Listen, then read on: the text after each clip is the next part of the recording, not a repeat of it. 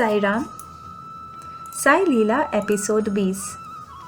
इस एपिसोड में आज हम बाबा के कुछ और भक्तों के अनुभवों के बारे में सुनेंगे। पहली लीला जोसेफ फौजदार का है। उनकी आयु 44 और वो बांद्रा के रहने वाले हैं। वो कहते हैं, मैं कभी शिरडी नहीं गया, लेकिन मुझे यहाँ अपने दोस्तों से बाबा के बारे में पता चला। मेरे पास उनका चित्र भी है। मैं बाबा को चित्र या साईं बाबा की पूजा नहीं करता हूँ। मैं उन्हें एक संत मानता हूँ। उनके पास महान शक्तियाँ हैं। सन 1917 में नार्वेकर गजानन जी बीमार हो गए थे। उसके पुत्र ने बाबा को 500 रुपये लाकर दिए। रुपए लेते ही बाबा बुखार के कारण कांपने लगे। बाबा से जब इसका कारण पूछा गया तो वे बोले, जब हम किसी दूसरे के लिए कुछ करना चाहते हैं तो हमें उसकी मुसीबत और जिम्मेदारी अपने ऊपर लेनी पड़ती है। कुछ ही देर में गजानन नार्वेकर का बुखार ठीक हो गया। एक बार मुझे किसी गंभीर आपराधिक मामले की जांच पड़ताल करनी थी। मैंने बाबा से सहायता के लिए प्रार्थना की। साईं बाबा ने मुझे स्वप्न में दर्शन देकर जांच करने के निर्देश दिए। मैंने बाबा के कहे अनुसार सब काम किया और जांच करने में सफलता प्राप्त हुई। सन 1916 में 2 खतरनाक पठान डाकू थे। मैं और मेरे सिपाही उन्हें पकड़ने का प्रयास कर रहे थे। एक पठान ने मेरी सिपाही को मार डाला। मुझे भी चोट आई और मैं अस्पताल गया। बाबा ने इस घटना की मुझे पूर्व सूचना दी थी। बाबा ने एक रात पूर्व ही स्वप्न में प्रकट होकर मुझे दिखाया था कि 2 आदमी मुझे खींच कर ले जा रहे थे। मुझे प्रतिदिन अपने संरक्षक संत फ्रांसिस जेवियर से सहायता, प्रेरणा और शांति मिलती है। बाबा भी अक्सर मेरी सहायता किया करते हैं। अगली लीला हम सुनेंगे श्री जी के रेगे के बारे में, जो इंदौर के रहने वाले हैं। वो कहते हैं, सन 1912 में मैं निंतब तांत्रिका की पीड़ा, जिसे कहते हैं साई प्रटिका का दर्द, उनसे वो दुखी थे। मैं बुखार के कारण भी बहुत परेशान था। मुझे नींद नहीं आती थी, ना ही मैं आराम कर पाता था। इसलिए मैं हारदा के समीप गिगोन गांव अपने ससुर श्री नारायण राव परुलकर के पास चला गया। वे साईं बाबा के परम भक्त थे। उनके पास साईं बाबा की ऊदी थी, जिसे उन्होंने मेरे माथे पर लगाया। उसी दिन जब दोपहर 2 बजे में चारपाई पर आराम कर रहा था तो मेरे समक्ष एक सन्यासी प्रकट हुए, जिन्होंने मेरे कंधों को थपथपाया। वे बोले, बच्चा चिंता मत करो, तुम 3 दिनों में ठीक हो जाओगे। मैंने चिल्लाकर अपने ससुर जी को बताया कि एक सन्यासी मेरे सामने खड़े होकर मुझे ऐसा कह रहे हैं। मेरे ससुर सन्यासी को देखना चाहते थे, लेकिन उनके वहां पहुंचने से पहले ही वो सन्यासी अचानक गायब हो गए। मेरे ससुर जी को पूर्ण विश्वास था कि वे सन्यासी अवश्य साईं बाबा ही थे। महान आश्चर्य, तीसरे दिन ही मेरे नित्यम तांत्रिका की पीड़ा बिल्कुल छूमंतर हो गई और मुझे आराम महसूस होने लगा। लगभग 1 सप्ताह में मैं पूर्णतः स्वस्थ हो गया। मेरे ससुर जी ने मुझे शिरडी जाकर बाबा के दर्शन के लिए कहा, लेकिन 2 वर्ष तक मैं शिरडी नहीं जा सका। सन 1914 में मैंने मांडला में अपनी तीसरी बेटी का विवाह रचने के लिए छुट्टी ली। हमने बाबा को शादी में पधारने के लिए निमंत्रण भेजा और उनसे यह जवाब मिला, मैं विवाह में स्वयं उपस्थित होऊंगा। जब विवाह के रीति रिवाज चल रहे थे, तभी डाकिया बाबा द्वारा भेजे गए पत्र को लाया, जिसमें बाबा की ऊदी के अलावा एक पर्ची पर यह निर्देश था कि ऊदी नवविवाहित जोड़े को लगाई जानी चाहिए। उसी दिन एक फकीर भी आए और उन्होंने मेरे ससुर जी से 1 पाई मांगी, लेकिन मेरे ससुर जी ने उस मौके को गवा दिया। बाद में पश्चाताप करते हुए मुझे बोले कि वो फ़कीर शायद साईं बाबा ही थे। तब मैंने घोषणा की कि अगर वो फ़कीर साईं बाबा थे तो उन्हें एक बार फिर प्रकट होना चाहिए। अगले दिन एक अन्य फ़कीर मेरे पास आए और उन्होंने मुझसे केवल 1 पाई ही मांगी, जो मैंने उन्हें तुरंत दे दी। फ़कीर ने मेरी द्वारा दी गई केवल उस 1 पाई को ही स्वीकार किया और मेरे ससुर जी द्वारा दिए गए रात्रि भोज के निमंत्रण को ठुकरा दिया। विवाह संपन्न होने के बाद मैं शिरडी गया और वहाँ 4 दिनों तक रहा।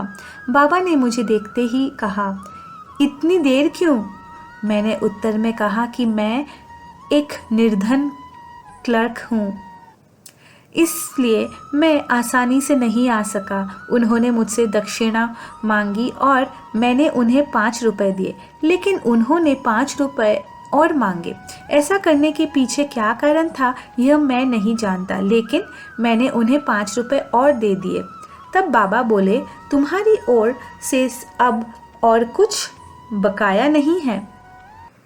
बाबा की इस मांग का कारण मुझे वापस अपने घर काठे गांव पहुंचने पर पता चला, जब मेरी पत्नी ने मुझे बताया कि 1 वर्ष पूर्व उसने बाबा को मनी ऑर्डर द्वारा 5 रुपए भेजे थे और वो मनी ऑर्डर इस बेचान के साथ वापस आ गया था कि इस रकम को देने वाले की उपस्थिति में ही ग्रहण किया जाएगा।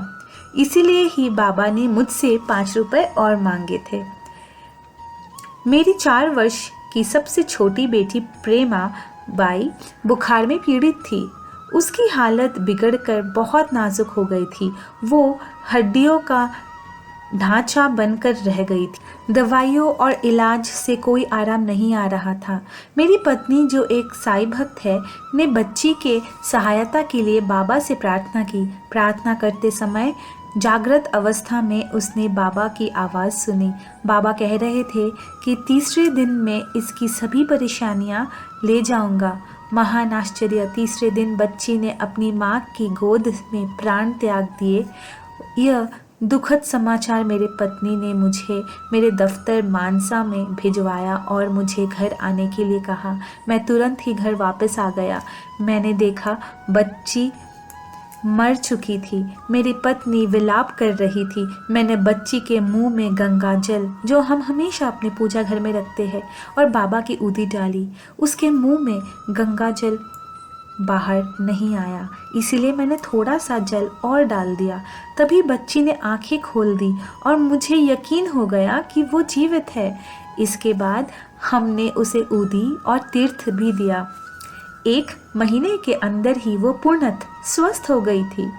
आज वो पूर्ण रूप में स्वस्थ है और इंदौर के LRT विद्यालय में मैट्रन के पद पर कार्यरत है।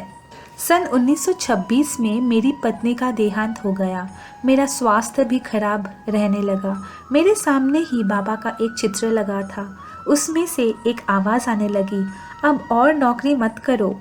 3 दिन लगातार मैंने इस आवाज़ को सुना। कौन व्यक्ति यह बोल रहा है, मैं इसका पता नहीं लगा सका। मेरे मित्र डॉक्टर पार्नेकर ने कहा कि यह आवाज़ अवश्य ही बाबा का ही है।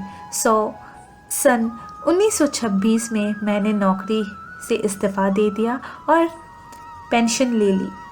इससे पहले यानी सन 1924 में मैं अपनी चौथी बेटी मीनाबाई की शादी के लिए बहुत उत्सुक था, लेकिन विवाह योग्य कोई वर नहीं मिल रहा था। मैंने छुट्टी ले ली और अपनी पत्नी को उसके भाई के पास अंजन गांव ले गया। वहां पहुंचने के दूसरे दिन मुझे एक आवाज़ सुनाई दी, जीरापुर जाओ। मैं वापस इंदौर आ गया।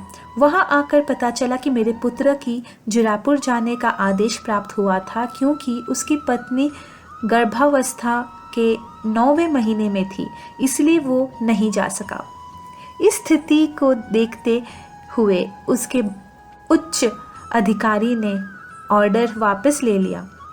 मेरी छुट्टी समाप्त होने पर मुझे पता चला कि मेरी बदली नेमावर जिला काठेगांव हो गई है।